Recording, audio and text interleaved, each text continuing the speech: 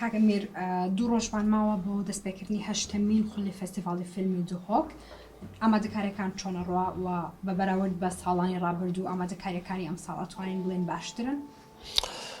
بەڵێ سوپاس فستیڤال بەرهەمی ساڵێ بەرهەمی کار و ئیش و کێدا ساڵی خرێ حتا ئەڤروک و ئەم قۆناغ دوو ماهینە کاری فستیڤالی بشێوەکی باشاتی ئەنجامدان هەمی ستاف بشێوەکی هەماهەنگ ڤیان کار کردیە ji ber hêndî jî evrûkê em razîne ji ku karê festîvalê geştê qonaxa dawiyê bi şêwekî giştî karekî baş hate kir. زۆر باشە. ئەو میوانانی کە بانگێشتان کردوون بۆ دەستپێکی هەشتمین فستیڤاڵی فیلمی دوهۆک کێیە؟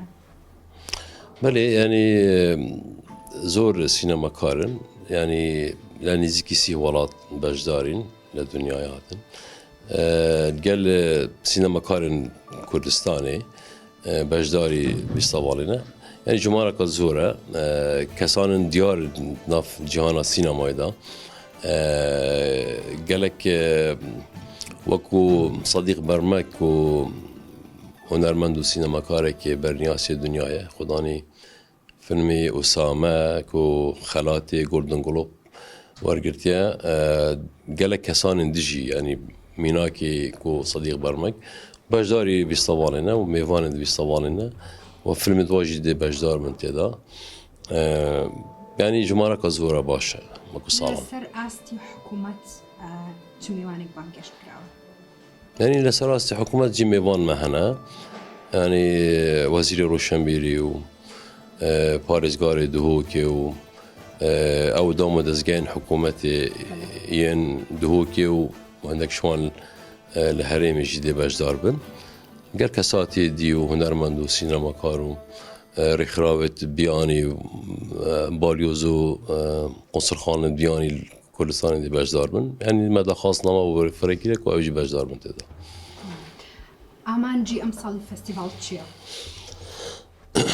Armanca festîval wekû her sal yanî festîval xwe her armanca yek sala destpêkê heta birike niyasîna Kurdistanê hep taybet jî bajarê Duhokê şînwarê ve dîrokayê ve cihên geştyarî cihên dêrîn armanca serekî jî festîvala Duhok kar kedin bi hindê nasnameyekê hunerî bû bajarê Duhokê dirêskete ve ew nasnamê heye ku nîneretiya xelkê Duhok biket ji bo hindê jî ev nasname he armanc dime de û em xizmetê bû dikein. پێشنیار و چاوەڕوانیتان لە پێشوازی خەڵک چۆنە بۆ هەشتمین خولی فستیڤاڵی دوهۆک؟